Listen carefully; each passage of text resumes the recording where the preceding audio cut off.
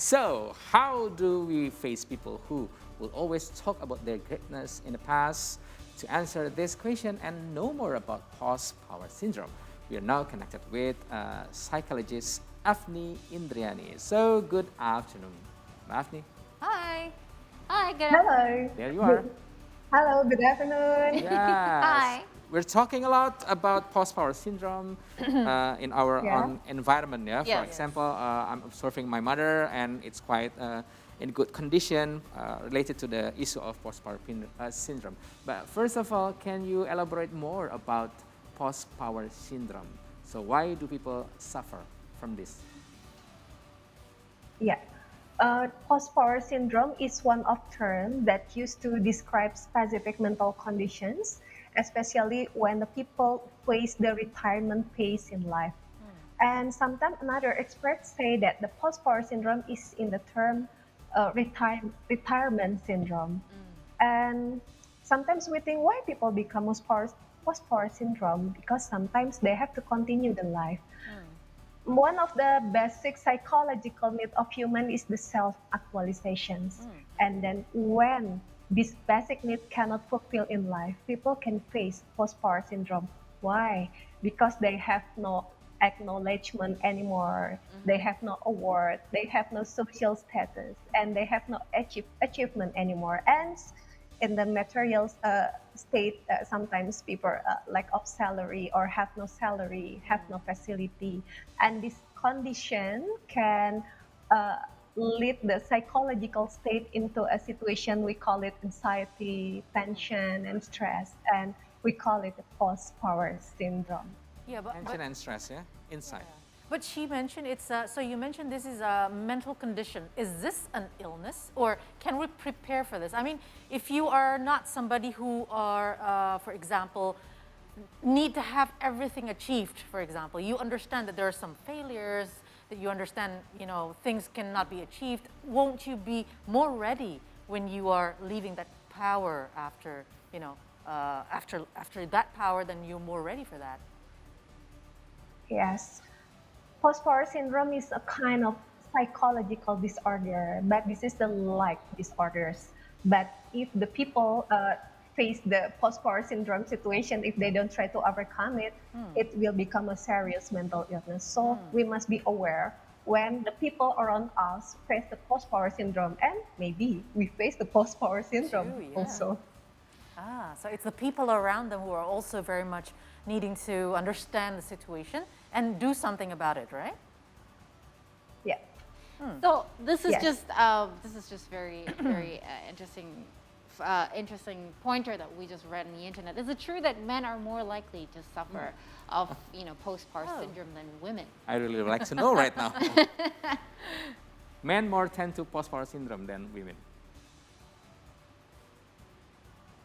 Yeah. When we see from the several study, the both of gender can face the post-power Yeah. syndrome if they don't try to prevent it when they're still active at work. And the young people also can face the situation. So everybody must be careful with this condition. Yeah, and probably in the future we'll see more and more women leaders, prominent Yes. people from the females and all that. So yeah. No, all of but that's you considered, spoke of right? preparation. I just really am curious how to follow up because we were speaking of, transitioning, right? Yeah. How can we prepare ourselves when we lose power and to stay detached so we can move on from it, Yeah. For the first time, we must set our life into a mindful living. So we live for today, enjoy every single second of life, and then try to connect to the social life and build a new plan for the futures. And one thing, acceptance is the most important thing. Sometimes people right. face the post-power syndrome situation because they never accept this real condition that they face in this life today. Right. I love the keywords. Yeah. The first one is, of course, the acceptance, and then the previous one is prevent this condition before we face the situation of post-power syndrome. Mindfulness is the key. Mindfulness, right. So talking about post-power syndrome, we've discussed as well, Yeah. it's not just the situation that related to older people. Yeah. And you also have mentioned that it could come to us as Younger younger people. So maybe Kai has asked before, so how do we prevent to this condition? Could you please elaborate for us? Give us some tips, so we don't have to face a really situation of this post-power syndrome. Yeah, mostly the younger people will face the post-power syndrome if they very ambitious in life. They have several dreams, they want to become as someone, and when they face the situation from someone into become nothing, they will face the post-power syndrome. So just enjoy our life and do our everything activity in the right way, and we should to remember the meaning of life is the most important thing than the ambitious in life. So we have to control it. Don't build dreams more than our capacity. Don't build the dreams or plan more than our ability. So we must aware with our condition. It's similar. We will maintain our mental health. Have you dealt with patients, if you have, people who have this post-power syndrome, especially the young ones? I mean, we are still in the pandemic, and a lot of people lost their jobs, and probably some of them could not even, continue with their next endeavor because they just, suddenly fed up because of the situation, because of the post-power syndrome as well. I mean, do you have any cases on this? Yes, I faced one of a situation on my patient that I give the treatment at the hospital, and she is one of the athlete. Oh, athletes. Yes. Let me think. Yes, she has several achievements in the past, and everybody just adore her.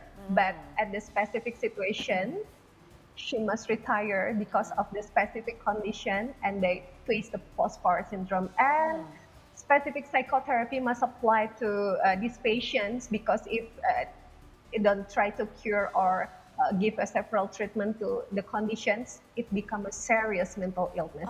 Mostly people can lead to the depression situation. Yeah, especially if it stopped like abruptly, right? Yeah, You're not yeah, prepared for that. I can imagine athletes, because I know a lot of athletes who had to retire due to injuries suddenly, and it's very, very difficult for them, specifically if they were, in their prime years and lost a lot of opportunity. But just out of curiosity, what are the symptoms that we have to look out for of these, of this particular disorder? What are the characteristics of people who suffer from post-power syndrome? Yeah. For the first time, we must see the people still active or not, because the post-power syndrome always face for the people who have no activity anymore. And when they have no activity anymore, we can check the people more sensitive or not, or they still have a passion or not, they still need or want to connected to the social life or not. And sometimes for the people who have a post-power syndrome, they always talk about the successful, but in the past life. Yes. So we need to hear about any kind of achievement, but in the past situations. That is the simple way for us to detect someone have a post-power syndrome or not, when they have no activity anymore. Right. But So, how, So I was just thinking about how this relates to Luna Maya, because she was still active, and she was okay. She may have been unpopular at the time, but she was still working, and perhaps she was just but holding on to it's according to us, but Yeah, I know. she- I'm just trying to, parallel it, but you're the expert, So since we're talking about how do we should pose our reaction to the people who might have the post-power syndrome disorder, so this come to the next question. If we come across people who would always talk about their greatness in the past, so how should we face this situation? Any tips from you? Yeah. The people always tell about the past, the successful in the past, because they need appreciation from the others. So when we see the people around us show this symptom for the first time, please give our time to listen him or her. Why? It can help them to recover the anxiety and tension and the stress condition, because they have no achievement anymore today. Yeah. So give our time to listen. them. Yeah, and then after that, when we give several hour time to listen to the people, and then we can help the people to connect to the social life, and we can help also for the people like that to make or set a new plan. Maybe the new plan related to the charity activity or the social activity that will be great for the people. Then we just say that, come on, that's only the past. You just need to accept. Most of the people in the post-power syndrome situation, they don't want to hear any kind of advice from others. So the first way we can do is help them to build a new activity, to feel daily activities to face the future. Wow, but can it be gone? I mean, after a series of treatments and having somebody who listens and probably A social circle. Yeah, social circle. Maybe they can start like a sports team above 75-year-old, like my dad. Like he joins this sports team. You need to keep yourself busy. Yeah, right? you need to, but can it be treated and gone completely? Yes, of course, because this is a like mental disorder, so we don't need to worry about that.